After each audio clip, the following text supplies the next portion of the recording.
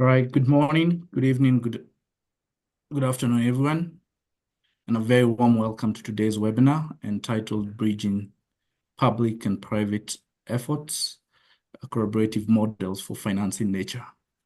My name is Anthony Kamau. I'm a Program Management Officer at UNEP, and I'll be your host moderator for this session, which is part of the Public-Private Community of Practice on Nature and Development Finance series under the Revenues for Nature initiative. This series brings together public and private sector leaders committed to bringing the finance gap for nature by aligning investment strategies with government-led national biodiversity strategies and action plans, or rather MBSAPs, contributing to the achievement of Target 19 of the Kunming-Montreal Global Biodiversity Framework on resource mobilization for nature. Today's session, which is the fourth in the series, will focus on emerging models of public-private co-development for nature finance. We will improve how governments, financial institutions, and philanthropic and corporate actors are coming together to co-design investment mechanisms that deliver tangible results for biodiversity and local communities. I'm sure by now you are all Zoom experts, and by now, so let me just cover a few important logistical highlights. Simultaneously, interpretation is available in French and Spanish. And thank you to our interpretation team for being with us here today. To activate interpretation, click on the globe icon at the bottom of your screen and select the preferred language. If you wish to change the language for interpretation during the webinar, you may click the icon.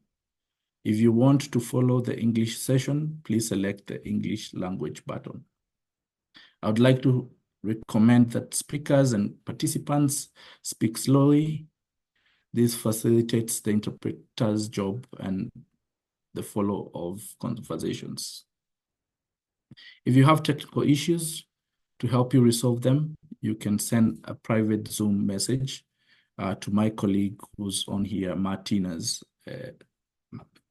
Finally, the webinar is recorded and will be available on the YouTube channel webpage for the MBSAP forum.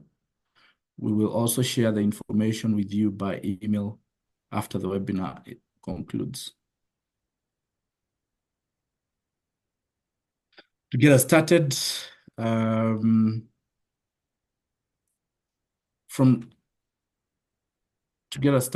from conservation insurance to loan structure promoting environmental compliance and innovative blended finance approaches, today's webinar will share concrete examples, lessons learned, and ways to replicate and scale up.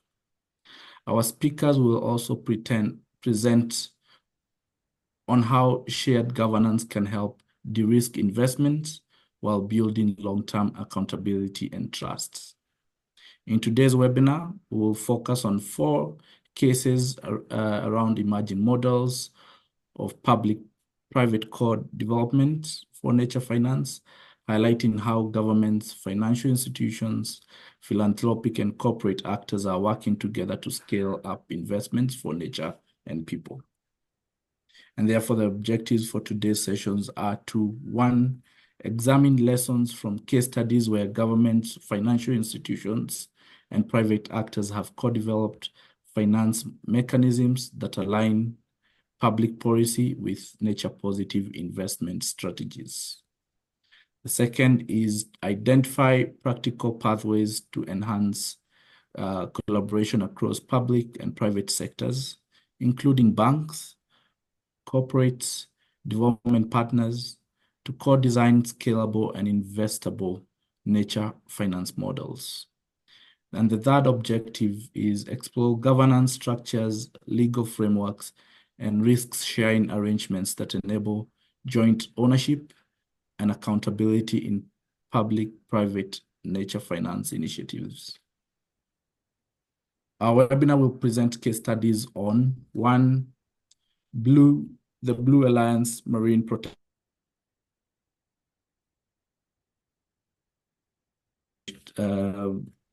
panelist, Sylvian Tamboni, who's the head of impact investing at BNP Paribas.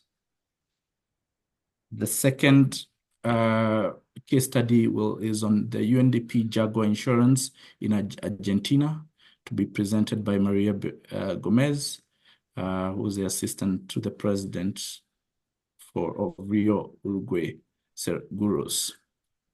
That case study will look at the volcanoes National Park Mountain Gorilla Park, to be presented by Kadu Sebuya, who's the CEO of the Africa Wildlife Foundation. And the fourth case study is on the Agri3 Fund Renova Pasto in Brazil, to be presented by Bianca, and was a senior sustainable business development of Rabobank.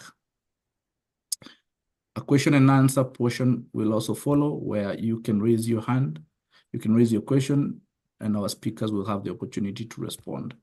During the Q&A, feel free to raise your hand and ask your question, or simply drop your question in the chat, and we will have our speakers answer them.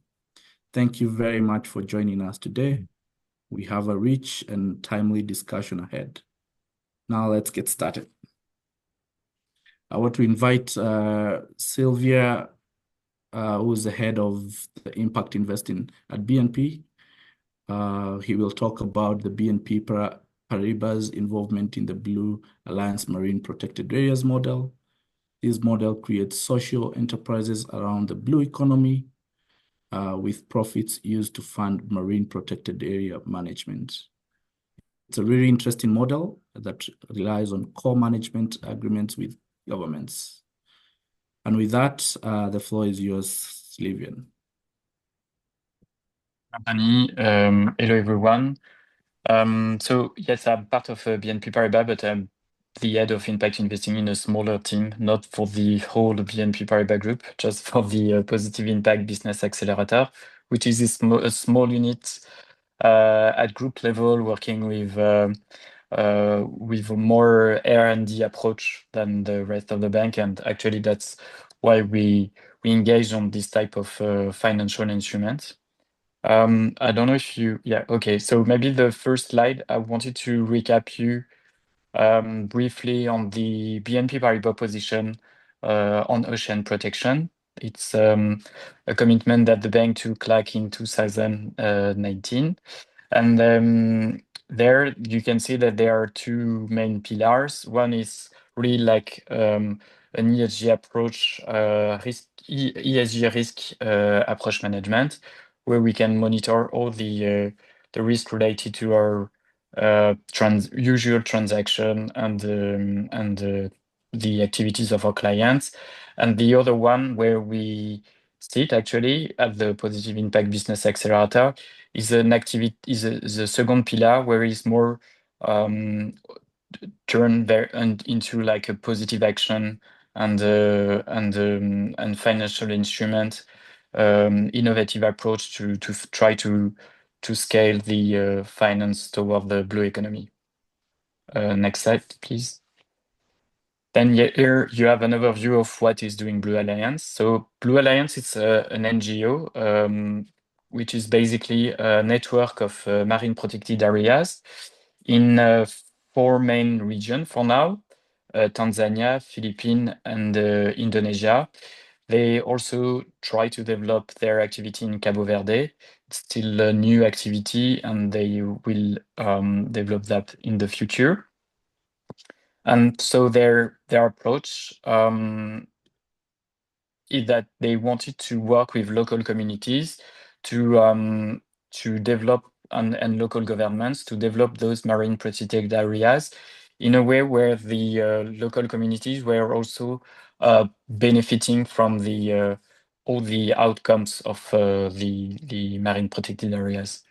Maybe on next slide you can have an overview of their network and where they are currently. And the slide after, it's a focus on the local communities activity that they want to develop around the marine protected area. So basically, their model is that they work with the local governments and set up a co-management agreements where and under this agreement, they have all the core activity of the marine protected area, meaning they organize the patrol with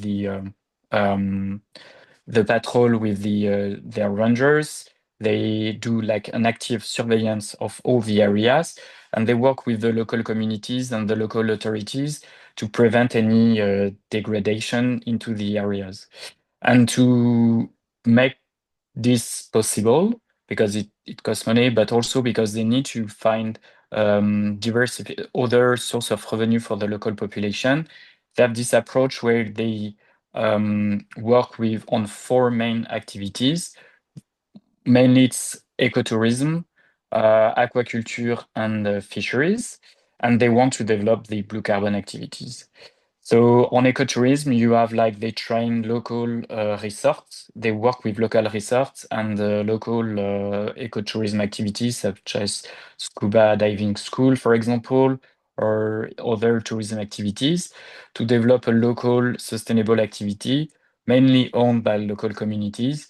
And the idea is that they bring tourists with a sustainable approach to discover the area, mainly around the marine protected area, but also inside, depending on the quotas and the capacity of the local sites. The two other activities that much more based on the fishery resources and the local resources. This is local sustainable fisheries and local sustainable aquaculture.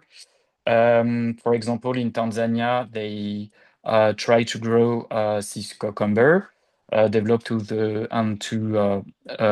sell that to local markets and local markets. Sorry. And the last one is the blue carbon, where they have a mandate in one of the areas to develop mangrove restoration. And in the future, they will be able to emit carbon credits related to this restoration. And here we have engaged, BNP engaged a few years ago with Blue Alliance to try to design an impact loan facility to provide patient capital to those activities. And mainly because they were kind of, I would say, startup, because they were like really starting from scratch, actually, those activities. And that's where we help them structure this facility. And maybe if we can go next slide, you will have an overview of the structure that we put together. Yes, with Blue Alliance.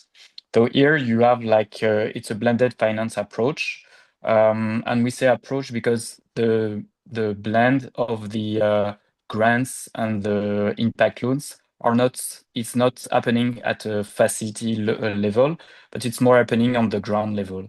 So the grants have funded all the preparatory studies and the feasibility study as some capacity building. And the loan came after that, just to really launch the activities, to start for example, if we are talking about the sea cucumber, we funded the initial capex and opex for to create the nursery for the sea cucumber before they are able to go into open sea, and all the preparatory work to set up the farm of sea cucumber, for example. So all these loans are structured in a facility that is located in the UK, and then this facility that is 100% owned by Blue Alliance is managing the fund and directed them toward each activity. So as we have 3 main locations and 4 main activity, we have a total of 12 businesses that benefiting to those impact loans. And maybe also an important point is that we call that impact loans because we have developed a mechanism to make the interest loan, the interest rate of the loan, depending on the capacity of Blue Alliance to deliver the impact on the ground, meaning that if they deliver a maximum impact, they will pay less interest rates. And this mechanism, we are experimenting it and hoping that it will really incentivize all the team locally to deliver the maximum impact. And after that, just the slide after that, maybe you can see all the KPIs that you are using, that we are using to actually define this interest rate. So here it's an overview of our partnership with Blue Alliance. Actually started it took us like 1.5 years to structure the the facility. They've done a first withdrawal last year, and we are preparing the second one. And actually, they have a first impact report published probably later this year. And maybe I can pause here. I don't know if you should we take the question now or at the end?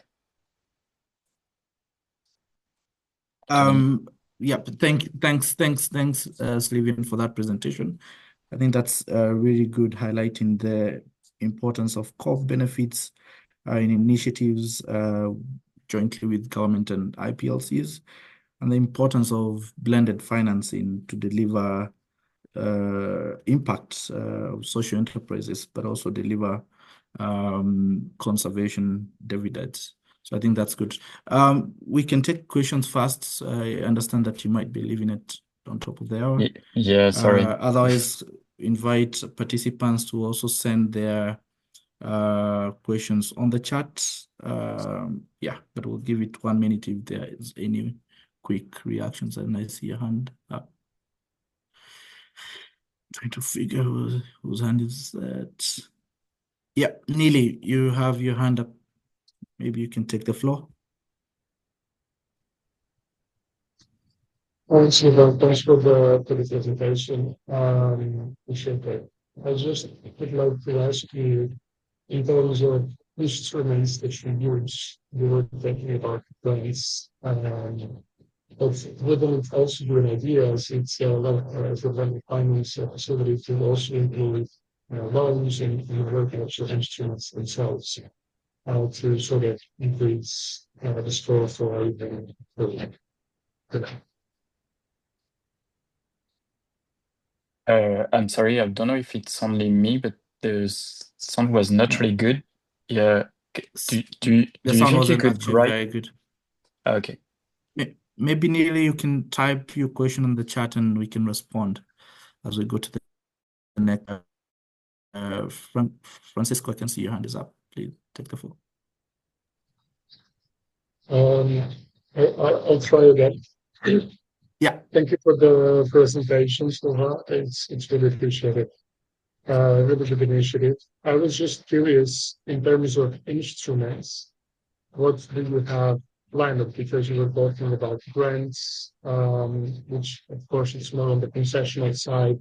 But since it's a blended finance vehicle, would you also consider to do other instruments like loans or even risk participations and guarantees to increase the scope and the opportunity of projects that you could work in, basically? Thank you. Thanks, Francisco. Yeah, thank you. I think I understood now. So here and that's why we calling it a blended finance approach and not like really a vehicle, is because the blend is not happening at the vehicle level, but more on the ground. So actually, Blue Alliance set up some kind of ecosystem of organization and entities that are able to receive like different type of funding.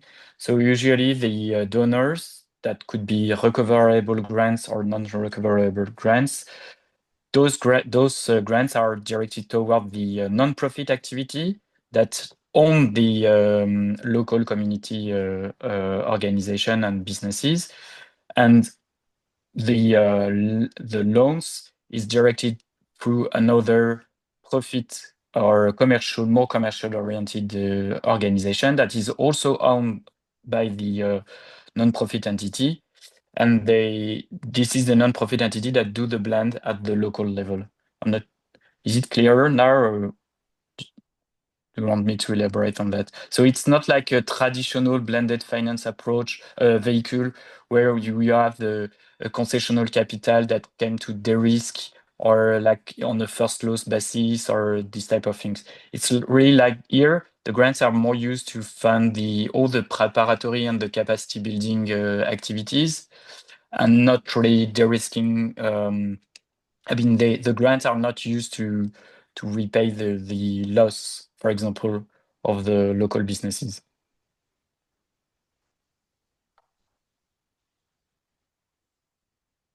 Great, thank you. So Ivan, and I can see the hand is down, so I think we will proceed to the next presenter panelist. If you have any other question for the first presentation, please put it in the chat and we will follow up with you. Thank you, Sylvian, for that. Our second panel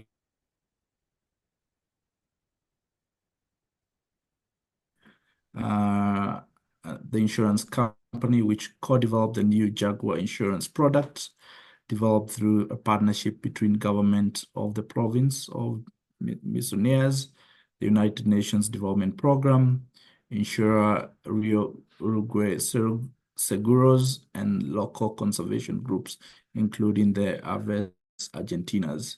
The initiative offers dual coverage, compensating local livestock owners for losses while safeguarding the critical endangered great in Andresito, Argentina. Sorry, welcome, Maria, Miss Maria. Just a note to the participants, Maria will present in Spanish, so therefore interpretation will be made available both in English and French. Request that you switch your preferred language. Yeah, thank you for being with us today. Maria, the floor is yours. Thank you so much. Muchas gracias. Good morning, good evening, buenos días, buenas tardes, buenas noches para quienes están compartiendo con nosotros. Hello to everyone, and I'd like to thank on the name of Rio Uruguay Seguros the invitation to this important event. It's very important to us to be able to share this new product that we are really proud of. So next slide, please. So thank you. To begin with, I would like to explain the purpose that we kept in mind and that guided us when we were building in our joint effort with the government this new product. So the objective, the shared object with all the institutions that helped us during this process was to fortify the convenience between the human beings and the jaguars, those species, the jaguars. This animal has different names. In our local language, we call it jaguarete, but at the same time, we were aiming and helping the human being and making its convivence with the animal better. At the same time, we were aiming at protecting the biodiversity and the legacy of the local agricultural and biodiversity producers.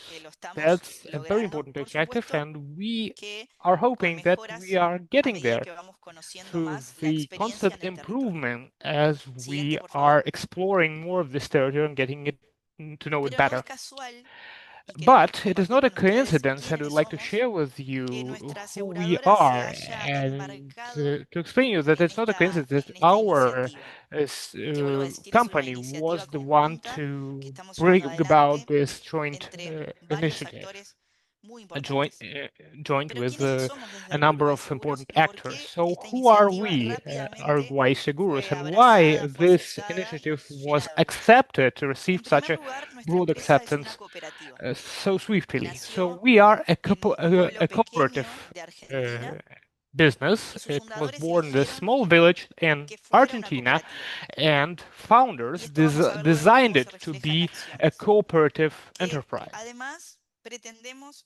We are also trying to be as an organization that can be as circular, as participative as possible, making sure that all our human capital is actively engaged in all of our initiatives. We are trying to build, instead of a vertical hierarchy, we are trying to build something better, something different. We are not striving to be the biggest of the sector. We are trying to be the best of the sector. Our cooperative enterprise chose this philosophy of life based on cooperative philosophy and also reaffirmed our engagement with a series of initiatives and our commitment to a series of initiatives. First, we have a certificate of quality, a quality certificate to monitor all the initiatives within our scope of activities. We also are committed to the Charter of the UN. We were among one of the first enterprises in Argentina to join the initiative of the UN, where it started at in our country, and we are the only enterprise also to commit ourselves to the principles of the sustainable development of the United Nations. In the context of those initiatives, we are able to develop a set of products.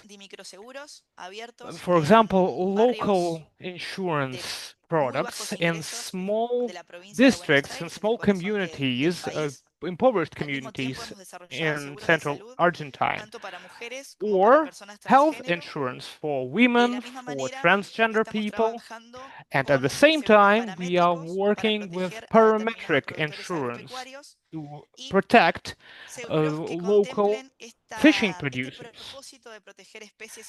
This all is united by the common goal of defending the biodiversity and restoring it. We are also a member of, or rather, we founded our own corporate university to help our ecosystem not only to share knowledge, but also to go jointly towards a leading role of this action that this dynamic world requires. And we are also leaders of the digital transformation of the area. The most important here is the following.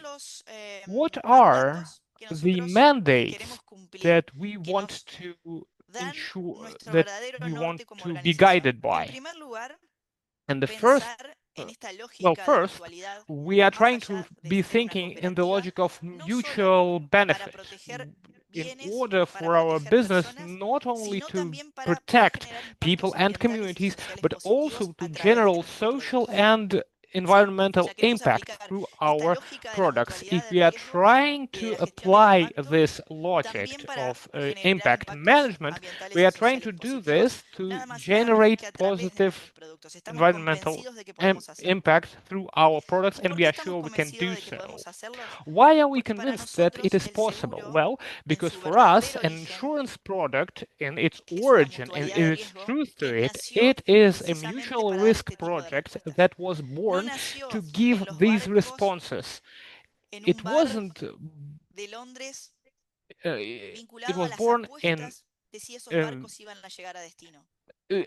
with an idea of just, for example, protecting a ship to make sure that it gets to its destination. No, it was born as a joint purpose of communities, of simple people, of peasants that were trying to protect the community and join their responsibility. That is at the origin of the insurance policies. And we decided to revive this origin and also ensure that we are respectful of the environment, that we protect the environment, and genuinely embody the sustainability principles we know them now.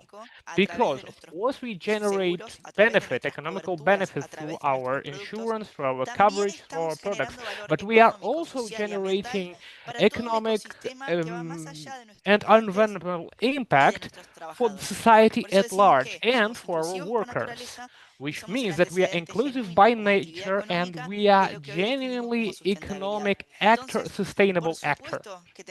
So for sure, we have this opportunity to be one of the leaders in the development of solutions, of insurance solutions, to protect the ecosystems against all sets of risks that we are facing now, produced by ourselves as human beings as part of our everyday activities. That means that we need to conserve, preserve, or compensate when facing adverse events or impacts. Of course, we are trying to directly impact the realization of the Sustainable Development Goals. And we try to make sure that our impact is positive in the areas like Objective 12, responsible production and consumption, or the number 15, we are the defense of terrestrial ecosystems, and of course number 17, because this initiative is a joint initiative by necessary. It necessitates a set of organizations to work. So here's your objective 17. So what is our product? One more slide, please. So here, what do we see here? Who is in charge of our initiative? Who we are? Of course, the UNPD, with its unit in Argentina, is in charge of it. The government of the province of Misiones, which is in the interior of the country, and our insurance company. But there are also important actors involved, as we will see later. So let's take a look at the description of our insurance policy. Sometimes we tend to think that when we are talking about the biodiversity insurances, insurance for climate change, or inclusive insurance on micro insurance, we often think of it as creating something new. But often the response is actually to create something that we have long known, but forgotten. That's the case of our insurance that protects the jaguar. The idea is that we are trying to protect the cattle of our agricultural producers from a specific risk, the attack of the jaguar. Why is it special? Why is this insurance special? Because the government of the province of Buenos Aires, of province of Misiones, buys this insurance for the whole collective of the agricultural producers. It's a collective insurance, not an individual product. The government covers all the agricultural community to protect the cattle and the legacy of the whole community that live in the specific area of the province. We will see later in details what kind of cattle are we actually protecting. Of course, this protection, when we are talking about the jaguar attacks, the idea is that a producer can receive a compensation should he or she lose or get damaged its cattle, so that he or she wouldn't try to inflict vengeance on a jaguar and thus endangering the species, which is already in the danger of extinction. But that is why our principle is to fertilize the mutual understanding, the mutual life being of animals and humans. And it is the approach that is becoming ever more present in the sector. We are talking about the area of Indrisita, where there are many jaguars and they are endangered, and they live next to the human community. So that is where our efforts are directed. So it's important, it's impossible to do it on the individual level. I already said that. Today, we are sure that the right path to develop this initiative from the economic standpoint has to be collaborative, has to be joint in nature. As an insurance company, together with the UN projects and the UNPD specifically, and the government of Misiones province, we work also with a set of ONGs, with the representatives of civil society that are already there, they're already working in this area to protect the jaguars, and they have fostered this leadership in the area. They know how it's done, and they've been accumulating their experience in the area for many years. So, for they know the ecosystem, we had to learn from them, and we did so for many months, learning different perspectives, different ideas, etc. And the idea is to work on different approach and different activities. The first obstacle we encountered on this path is to get databases. Of course, you've heard about this, that when we are talking about insurance, the data is vital. And for us, not having data was an obstacle. We didn't have robust sources of data about the attacks of jaguars and about its effect on the area and on the sector as a whole.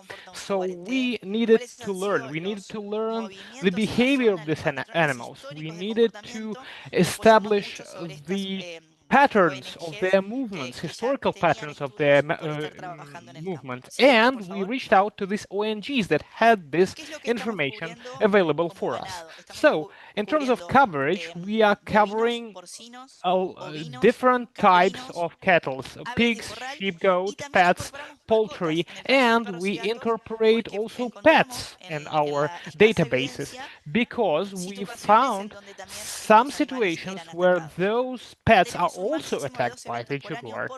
We have a maximum of two hazardous events per insurance holder per year.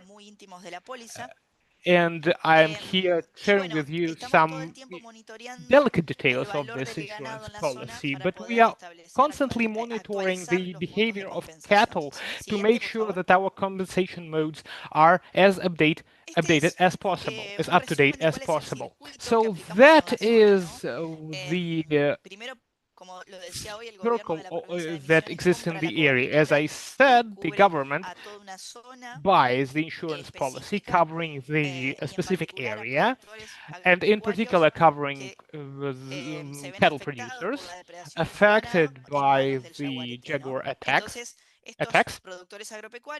And those producers report through a system of communication, specific communication channel, that possibly it's hypothetical, they potentially can be affected by an attack. Once we receive this information, we immediately reach out to them, and our representatives in the territory that immediately go on place, work with the producers, and they are doing a very important sociological job as well. They are studying those producers, and they get this information to us. They know what is happening there in reality. They know how to evaluate whether the attack is likely. They then they describe the situation, and if there is a proof that there has been indeed an attack by a jaguar, the compensation for the producer is there. La contención del productor agropecuario, What la else do we do? culturalización en cómo mejorar el manejo del ganado en la zona. También se colocan Consult en ese on how interín en que se to está estudiando si el ataque fue make the producido por un livestock jaguarete, life cámaras better, how y to diferentes instrumentos protect tecnológicos en your la zona para territory, ver si like podemos monitorear establish posteriormente también el jaguarete, como installing por ejemplo aplicar cameras un and collar other GPS para su posterior localización. instruments like Entonces es un trabajo collars with mucho más GPS for the ambicioso livestock or que a vest meramente so they wouldn't be compensar una pérdida lost. económica So ante this way bueno, el we fallecimiento del ganado. may ¿Qué es lo que compensate pretendemos como economic grandes loss of the resultados o grandes farmers while protecting the avances? En wildlife. primer lugar, la So reducción de la what results do we caza have? y del asesinato Of de course, the jaguaretes reduction por of venganza. killings Aumentar of las vengeance alertas de ataque against para comenzar a jaguars. tener más Then estadísticas y por we supuesto have procurar more más statistics nacimientos de now thanks jaguarete. to Y voy that, a la and última, si les we can parece, make con sure algunos that resultados the ya wildlife obtenidos, porque doesn't veo que se suffer nos está as haciendo much. el tiempo, ¿no? I don't know if I have No. much Una más, por time favor. to Maria, check out the next slide. we need to start wrapping up. Ok. All right. Una más. Una slide más. One more slide. Next. And next. Ahí estamos. Simplemente Here we para are. contarles, So el producto just se to make lanzó sure that we have the summary. hace The apenas project was 3 launched meses. 3 Estamos months con un ago, total de 9 ataques and que han sido now reportados. there Solo were 2 9 fueron reported producidos por attacks, and jaguarete only e 2 were inmediatamente produced compensado el by a productor jaguar, and they were agropecuario. both Y la verdad covered es que by the está insurance. funcionando muy bien el circuito. So the Estamos muy project orgullosos does del work. trabajo We conjunto. are Vuelvo a very decir, esto proud sería of the work that we've imposible done llevar adelante together. It si no wouldn't fuera be entre possible varios actores. if not Y for many siendo muy actors humildes that desde la took part in aseguradora para that. reconocer que And los que realmente we saben clearly y understand conocen el that territorio no somos nosotros, ¿sí? those Y que that nosotros do lo que know the aportamos es territory, un instrumento those más of us, para yeah, we conservar know the esta instrument especie y that mejorar can la help convivencia, us ¿sí? save Así the que, bueno, esto species, es lo yeah, que queríamos and the compartir. territory Estamos, por belongs to others. supuesto, That's a the disposición para takeout. cualquier tipo Thank de consulta. you. Muchas And gracias. if you have any questions, I'm here to answer them. Thank you. Thank you so much, Maria. I think what we will do is the participants can ask the questions in the chat, and we'll take the questions later. But thank you for that insightful presentation that highlights the importance of the insurance sector in developing creative nature finance solutions for conservation, but also for achievement of the SDGs. So thank you so much. We will engage in the question and answer session further. Sorry, colleagues, I will quickly rush through, requesting the next presenters to please speak faster so that we can catch up on time. We are a bit late. Would like to invite Kadu, who is the Chief Executive Officer for the Africa Wildlife Foundation, involved in the Volcanoes National Park Mountain Gorilla project in Rwanda, to share some insights on how the Gorilla project, which is an ecotourism model launched in 1979 to protect endangered mountain gorillas in Rwanda, volcanoes.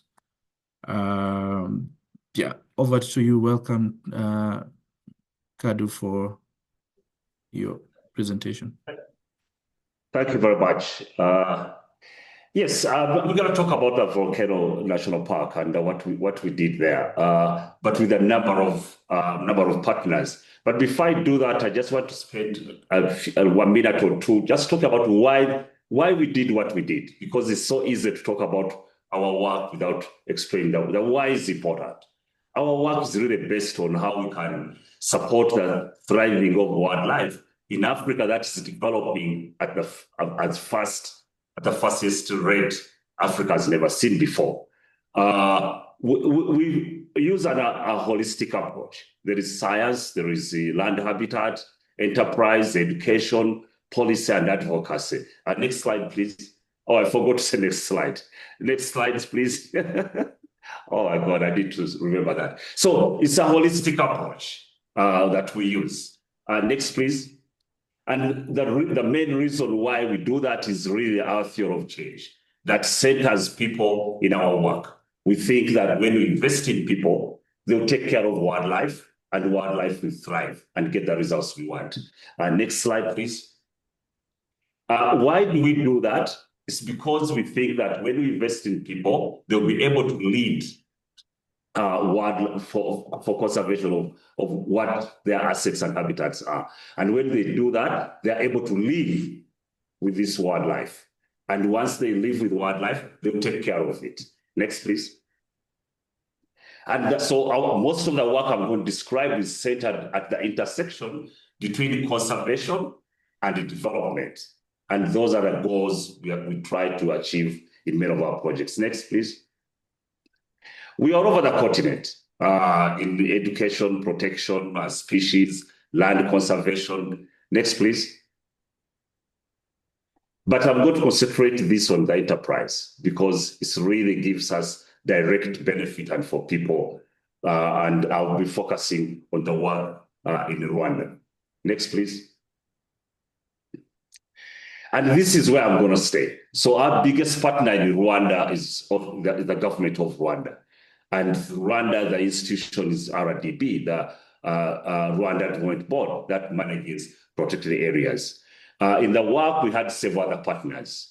Program 40 years ago with IGCP, which involved WWF and FFI. And our work there primarily was to run the park itself, paying salaries, park management, running of the infrastructures, and WWF and FFI were doing the science of conservation, the ecosystem services, and so that partnership worked very well. We worked with the USID. The Armed Forces very much involved in our work program. Is the governance camp and the wilderness safari and the private sector that are partnered with us over the time to do what we are doing. We work with the secretariat. That is the secretariat which we're involved in formulation that brings together the government of DRC, Rwanda, and Uganda, managing this ecosystem that's found across all these three countries. And Holland Green Tech is an agricultural private company. Next, please. So that's where the Virunga is for those who might not know. It's found between these three countries, Rwanda, DRC, and Uganda, right in the corner there. So it's an ecosystem shared by three countries. Next. The work really is that, again, that integration policy, whole society approach that we use in our work. And the focus is to generate economic and related social benefits that support the conservation results we want. In this case, it's the mountain gorillas. Next, please. We chose tourism and agriculture because they give us the greatest propensity of impacts from communities that support natural capital resource. And this is the ecosystem of Virunga. So that's the choice of the enterprise. It's tourism and agriculture. And I'll talk about both of those. Next, please. So it's really the Sabinyo Safari Lodge in Rwanda. It's the highest end lodge in Rwanda that was first developed in the country. It's owned by communities. It's sitting on about 13, 14 acres.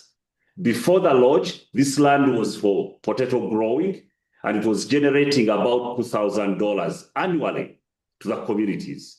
We discussed with the communities and the government of Rwanda in how to turn this into an enterprise that supports the assets that people live next to, the mountain gorillas.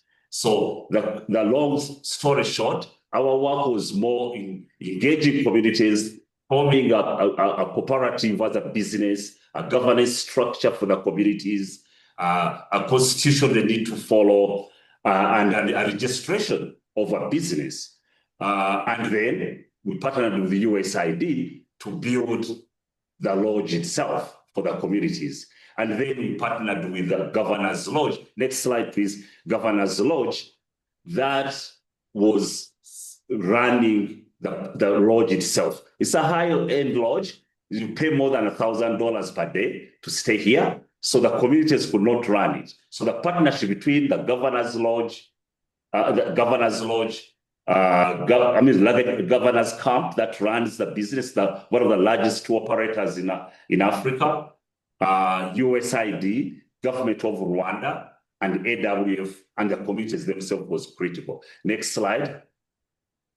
So to date, this lodge, from the $3,000 annually communities were earning from potato growing, now they earn between $300,000 and $500,000 annually being pumped into the economy. They were able to do microfinancing, they're able to do scholarships, they build homes for every old people in their village, they've done water piping to their villages, they do microfinancing. Next slide, please. And then during COVID, they were tested because the tourism industry shut down. And these communities were able to almost run a social security fund that they were actually still giving communities money. For conservation reserves, next slide, please. For the conservation result, it was no gorilla, mountain gorilla, has been killed or poached. And the relationship between the communities and the park has increased, and it has lessened the costs of running the park. You don't need many rangers, you don't need more guns, you don't need patrol. So it has lessened the costs of running this park because the people are benefiting. Next slide, please. But these are the challenges we found before this project: habitat loss, encroachment of the park, poverty levels. We've increased revenue together with the government of Rwanda and our partners by more than 200% at a household level. So it's a sustainable livelihood. Of course, conservation has brought up climate change, but the challenges are many because this area is one of the highest density populated areas in Rwanda, in East Africa, actually. So not everybody is going to benefit from tourism. Next slide. So we've partnered again with several companies. The World Bank is involved. Esri, the largest GIS company, is involved, and several other private sectors. Warren and Safari, which is the largest tour company in Africa, is involved, and several other private companies that are now, we are doing the entire master plan for the entire region, which includes the Volcano National Park. Next slide, please. And what we've done is we looked at the current land use and we mapped it out with several partners. Where do people stay? Where do they live in relation to the park? Next slide. I know I don't have time, I have only 10 minutes. So we did the conservation suitability mapping to identify what are the areas, what conservation areas, what are the suitable areas, what do we need to do, and what does that mean to the livelihood and the people around this park. Next slide. We matched it with agriculture practices, but looking at past, current, and future, both for conservation and agriculture. Next slide. We looked at settlement, where people stay, what other areas in the future they need to stay, and why. And based on climate change issues, flooding challenges in these areas, and conservation of the mountain gorillas, the population has grown because of the success of conservation, and they need a larger home. So we are trying to solve all these problems together. Next slide. We looked at the stability of tourism, past, present, and future, and mapped out those suitable areas if this industry has to grow. This industry is very important in this area. Like I told you, the lodge pumps more than close to $500,000 annually, but also it contributes more than $300 million to the GDP of the country. So the industry is so critical around this part. Next slide, please. So we merged all those studies and proposed a land use. That needs to be where people need to stay, what agriculture they need to do, and where tourism should be, and how can we create more land for the park through investments in projects, income-generating projects that can do all those things. And now we are mapping it around the private investors, social impact investors that are going to invest in small enterprises, high-level crops for agriculture, tourism, that people don't have to demand more land for agriculture, but carry it smartly with very, very, very high-end crops. So raising, again, incomes, taking care of climate and conservation, but propose a mapping for the entire area. So the government is investing through the World Bank in implementing this master plan. Private companies are investing in smart projects that impact investors. Communities are increasing their incomes. The park is expanding through community activities. And a very good example is what we are introducing here, a bamboo economy that never existed for the communities, although bamboo is found in the national park. So there are investments going to communities to produce bamboo furniture, bamboo construction materials, bamboo handbags, bamboo, those small industries that are coming up, but done very, very smartly, green energy and skilling of people. So diversifying economies from tourism alone. Next slide, I think it's the last slide. Thank you very much. I think I've done it in 10 minutes I was given, but it's a bigger story. But thank you. Indeed, Kadu, that's a good story to tell that reminds us of the importance of putting people and their needs at the heart of conservation and investment options and the role of the civil society and the conservation organization in catalyzing nature financing. So thank you so much for that. We will take questions later towards the end, so please do stay online. The next last speaker for today, panelist, is Ms. Bianca Larusa, who's a Senior Sustainable Business Development at Rabobank, and we'll be discussing the Revolver Pastor project that was launched, which is launched a 10-year loan product called Renova Pastor. With this, I want to invite you, Bianca, to take the floor. Over to you, Bianca. Thank you, Anthony. I don't know if I can talk so fast than Kadu, but I try to respect the time. Sorry, Kadu, you speak so fast and I speak a bit slowly.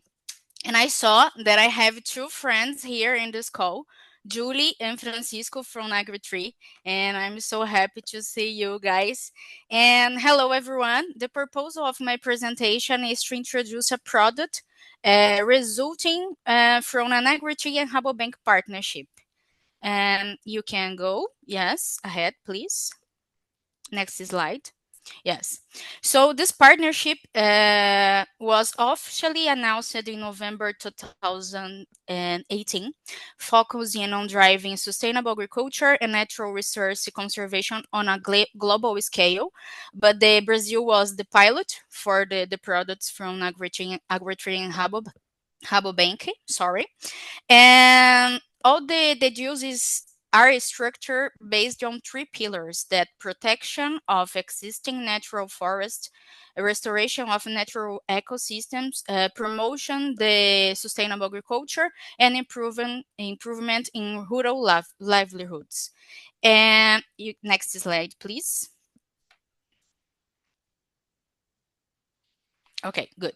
So before we talk about the product, and I need to talk about a figure here in Brazil, that is that we have around today 28 million hectares of degraded land, degraded pastures with intermediate or severe levels of degradation, according to a study published by Embrapa.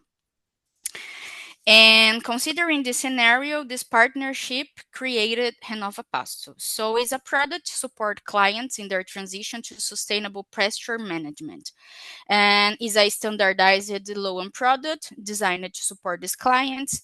And it's a long-term product with 10 years and 3 years grace period. And the currency could be dollar or reais. And the use of funds is for pasture restoration, 8%, and compliance with the Brazilian Forest Code, 20%. And loans and guarantees can be provided in dollar and reais, available on onshore or offshore deal. And it will be designed to be a simple and fast approval process through Agri3 and Rabobank. Next slide, please. Yes, good. All the deals are established and structured with KPIs and SAP. And here are some examples for this. And area of degraded depressed restored is an KPI. Area of forest protected or restored is another KPI. And reduction of GHG emissions is another KPI. And more than KPIs, we need to produce an environmental and social action plan, remembering the other pillar, that is improving the livelihoods. So we need to assist this client to improve the community or on the businesses installed. After that, we have a zero deforestation clause and ongoing monitoring of environmental and social indicators, and compliance with pre-agreed eligibility criteria with Rabobank. Here in Rabobank, we have some tools that analyzing and evaluating the client, to evaluate the clients between social, environmental, and practices to mitigate the climate change. So before they structure the deal, we have to provide to Agri3 and this information. Next slide, please. So the main benefits to our clients, so better pastures and high profitability, long-term and access to technical assistance provided by the Agri3 Fund, called Produzindo Certo, improved sustainability performance. So this is the main benefits to our clients. Next slide, please. Here we have some two case study. The transaction that inspired Rabobank and Agri3 to design this product. And it's a deal in Mato Grosso with $5 million, 10 years of duration. And the impact for this deal is restoration of 6,626 hectares of pastures, recover more than 200 hectares of permanent preservation areas, the APP, and preservation and protection of more than 2,000 hectares of forest. And our pilot transaction was, again, in Mato Grosso, but is a short deal with $500,000 for 10 years again, and with some impacts like this 500 hectares of degraded pastures, and acquisition of 108 hectares of legal reserve to compliance with the Brazilian Forest Code. Next slide, please. And I think it's the last one. So some examples of impacts of this kind of deal: improve soil and forage quality, reduce the need for land expansion. Remember that we have 28 million hectares of degraded pastures. And environmental sustainability, so prevent deforestation of new areas, promote biodiversity and soil conservation, reduce GHG emissions, and contribute to the climate change. And for mitigation of this, reduces erosion and surface runoff, and about the regulatory compliance to support our clients through environmental laws and to be in compliance with the forest code. And I think is the last slide. Thank you. Thank you so much, Bianca. Thank you so much, Bianca, for even highlighting the importance of the ag sector and how that can also contribute to delivering creative finance solutions for nature.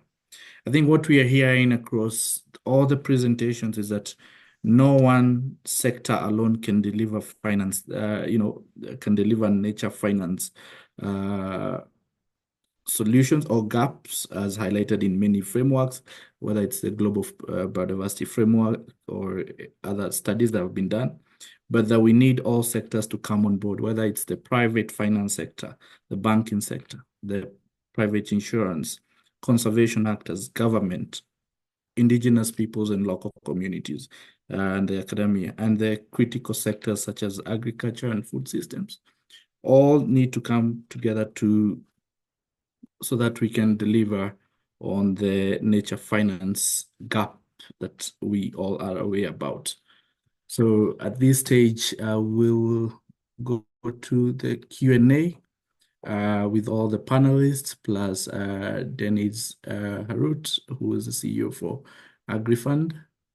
And I'll go to the questions. Maybe I'll give the floor to any quick questions. And I see a question from Merese Marayo from Ethiopia. Please take the floor. Dr. Merese, if you can hear me, you can take the floor. And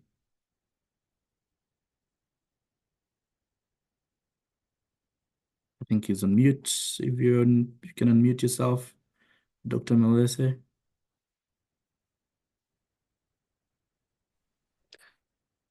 Okay, I'll go to the next person who's raised their hand.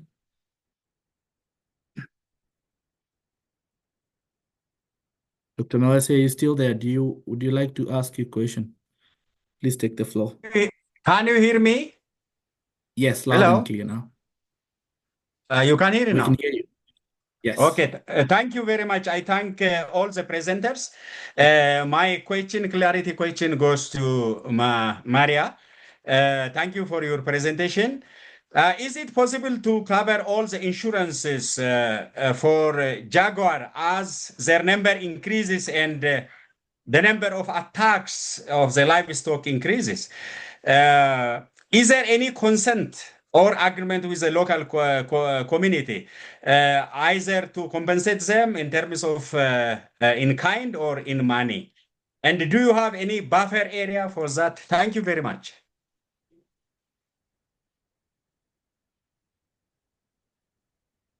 Maria, are you there? Yes, I finished. Yes, thank you, Melissa. Thank you. Maria, if you're there, you can maybe quickly respond to that one. Otherwise, okay, I'm told Maria has left. Dr. Melissa, we will get back to you on that question. We'll take the question and we'll get back to you. Or if there's any other panelists who can I give an example? That's not so much speaking on behalf of Maria, but from our work with the insurance companies. We are in discussions here in Africa with insurance companies to take on the insuring human-wildlife conflict, which is increasing now as a result of success of conservation. Conservation is increasing the number of wildlife, and that is resulting into huge human-wildlife conflicts as populations of humans also is increasing.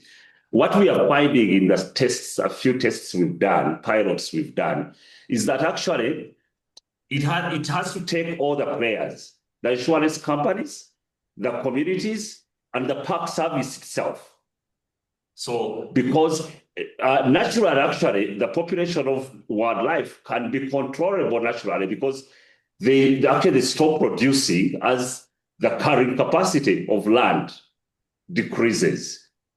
So there is a natural phenomena there for wildlife.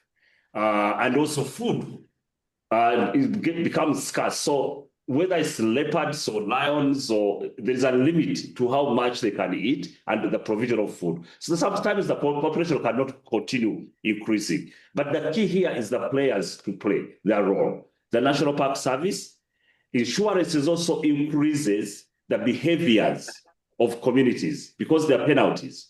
Those who respond pay a lower premium. Those who don't, it's like driving. You don't put a seat belt, you drive, your insurance premium goes higher. So it's also insurance not only for compensation, but also it allows people to create an equilibrium and a mindset that can work within the ecosystem. I don't know whether I'm answering your question, but our pilots actually produced very good results. And we are packaging now with insurance companies to address this problem. Indeed, Kadu, that is very true. I've seen some very good cases, including Kenya, where they are piloting some insurance products. I see another hand from Lamin. Lamin, please take the floor.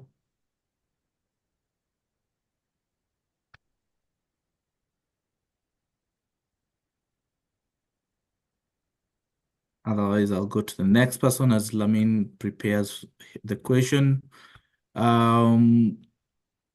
Sorry, I'm trying to pronounce your name. Rago. Momoni Derago. Please take the floor.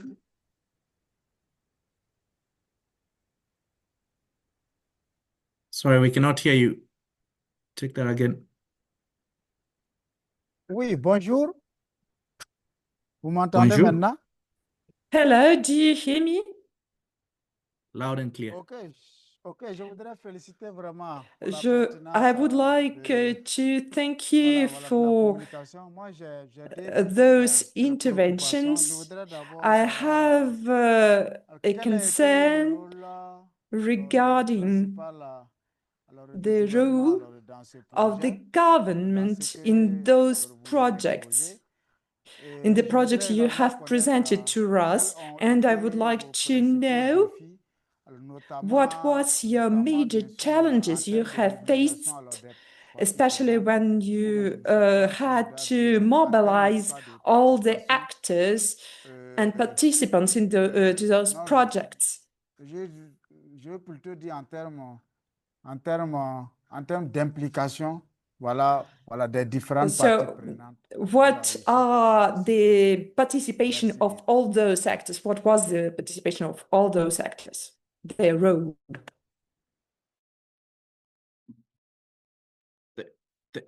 Thanks, Lamin. That's a very good question, and most difficult question is around how do you keep bringing in this whole of government, whole of society. It's not just about people participating, but it's also engaging them meaningfully and making sure that their involvement is continuous, or rather their involvement is continuous. I don't know if there is any of the panelists who would like to take that question or has a different perspective to that question and would like to chime in.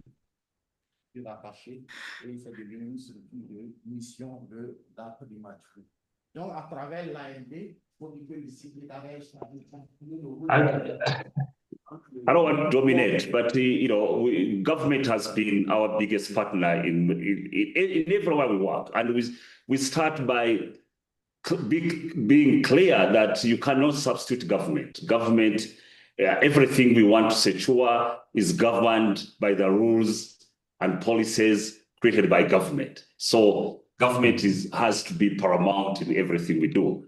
The next step is really to define the role of institutions. And once that is done, is to create the environment, the governance environment in which the program is going to work. Once that is clear, the players fit into the gaps. You really don't do, especially private sector and other civil societies. Once the environment is created, is the right policies, the right working environment, the right setup, people will voluntarily come and join, whether it's investors, private companies, whether it's other civil societies that have the capacity and interest to do what they're doing. But the government is the paramount in creating those governance structures. You need to succeed. Mm-hmm. Yeah, it's a question that requires another presentation, but that's how I'll briefly respond to that. I think that's clear, Kadu. Any other? I can see a few other hands. Lamin, you have your hand up.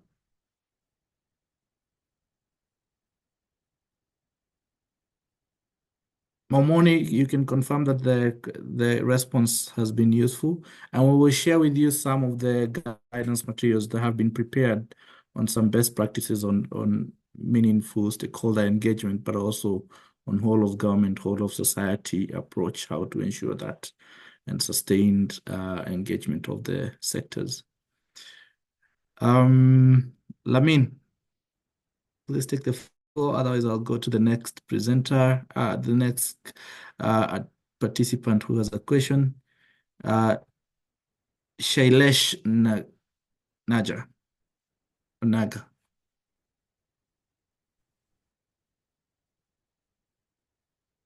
Shailesh, take the floor, please. I can see you had unmuted yourself. Yeah, hi. Am I audible? Yes, loud and clear now. Yeah, so this question is for Bianca, or maybe others can also respond. I think the model which Bianca presented was very, very interesting. I was basically thinking from developing country perspective.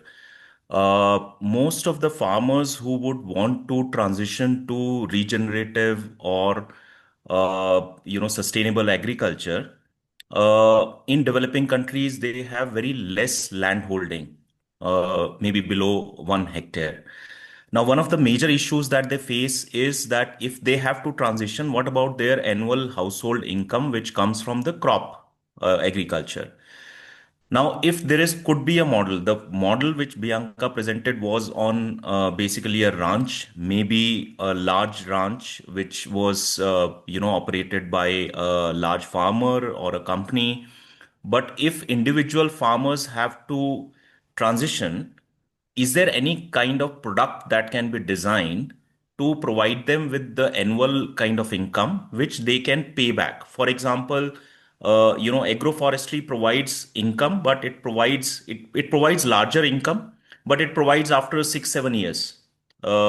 So in the interim, the payments can be made to the farmers and which can be repaid by them, or there could be a private company which is basically buying the product from them, and there could be an arrangement with the uh, basically the loan provider where the money can come from the private sector and they get the produce, farmer gets the annual income and maybe a bonus kind of a thing.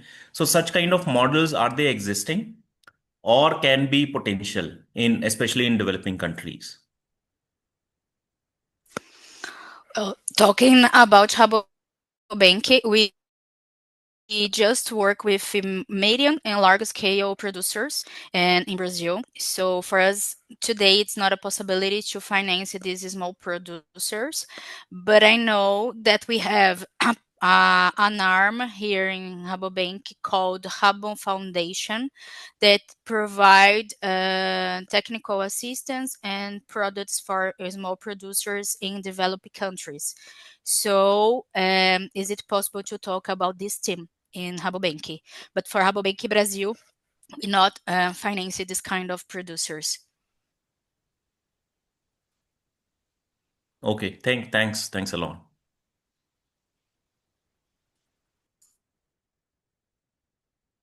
Thanks a lot, Bianca, and thanks for that question. Trying to see if there's any other hand. I cannot see questions on the chat.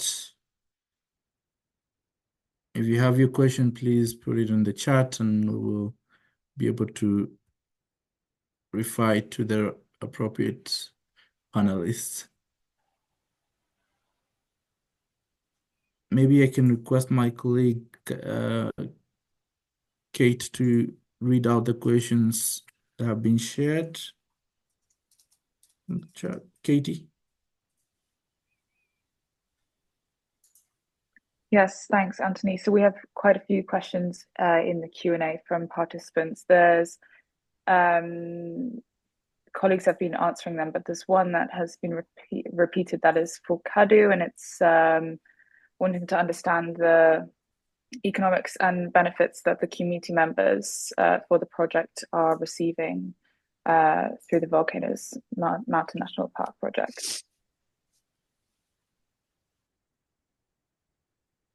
For the model I presented, that was this lodge. Like I said in the presentation, they are receiving fluctuating rate between $300,000 to $500,000 annually from the lodge itself. But also their benefit with high value crops are increasing their revenues. There's a microfinancing project where some of this money is invested in that are providing loans to families to do small businesses. But the example of the lodge is between $300,000 and $500,000, depending on the tourism season. That is communities earn. Thanks, Kadu. Katie, any other? Yeah, I think there's a question for... I'm not sure if the question for Bianca was responded, but for Bianca, what is the mechanism for monitoring or verifying the number of hectares of degraded pastures? Is there a third-party verifier, remote sensing, also similar to the Blue Alliance project? Is there a reduction in interest rate or more concessional financing based on achievements of the impact indicators? That's a heavy one. Julia, so you've answered this in the chat. Would you like to speak through your answer?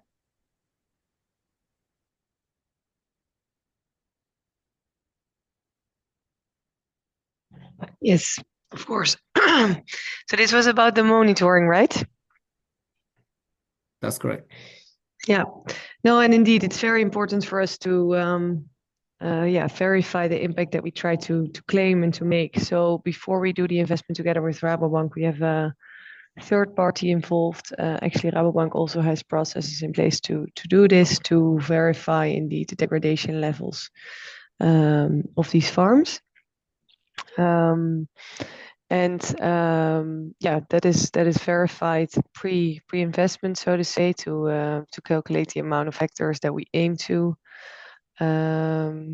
improve, and is also monitored, because of course you also want to monitor whether what we aim to do there is effective. And in the chat, I also clarified a bit what type of verification we use, and in Brazil we do this with MapBiomas, which maybe some of you here are familiar with, because they also have a module where you can test on pasture vigor conditions. So that shows you the degradation levels. Hope this answered your question.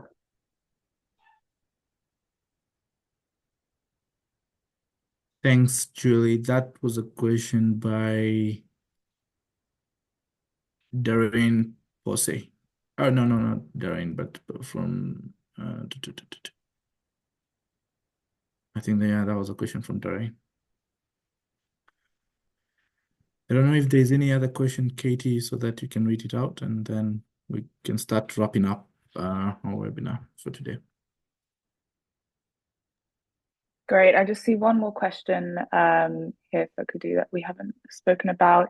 From Jose Reganet, in the designation of the national park and its buffer zone, aside from suitability, was the projected population growth of the gorilla population due to effective conservation, taking into consideration in deciding the size of the national park zone for gorilla protection? Thank you. I'm sorry, I missed the first part. Sorry, I'm very sorry. Not a problem. So in the designation of the national park and its buffer zone, aside from suitability, was the projected population growth of the gorilla population due to an effective conservation taken into consideration in deciding the size of the national park zone for gorilla protection? Yes, it was. And that was a big contribution from our partners, the Diana Fossey Fund, that have been following these gorillas for the last 30, probably 40 years since Diana Fossey. Yes, it was considered. And actually, that is where really we look at some of the challenges, the drivers of this expansion of the park is really based on the population of mountain gorillas increasing. But unfortunately, gorillas starting to kill each other because their dominance on size and space.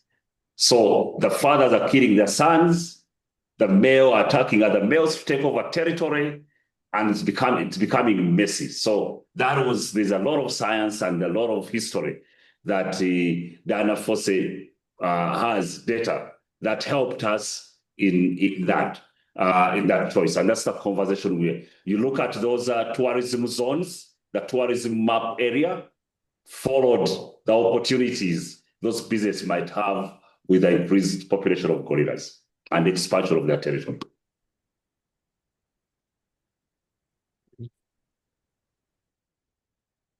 I think that's a great place to end our conversation today. And thanks to everybody for your engaged participation.